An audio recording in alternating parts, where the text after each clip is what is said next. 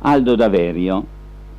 Aldo Daverio è nato il 22 marzo del 1906 e è mancato il 24 luglio del 1966. Sua poesia esprime, sotto la rigorosità della forma, la ricchezza della sua anima. Sua poesia partecipa alla sofferenza dell'uomo, andua alle conforto la solidarietà dell'uomo per l'uomo e andua all'ultima soluzione alle la fede in nos Signore.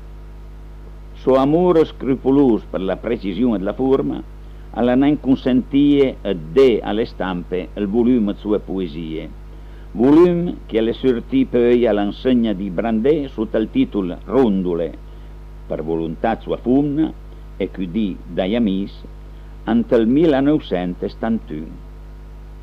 Aldo Daverio ambellesì andis i vent.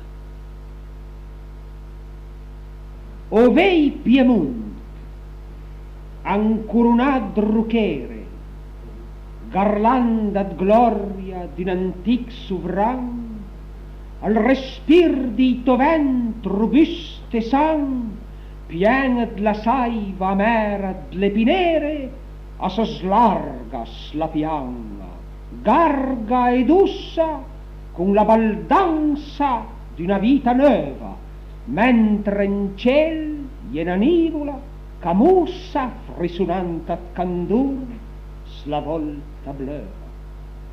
Tocher Piemunt, le canzun di vent, calan sfiurà le lame di giassè e le caviere verde fi d'absent.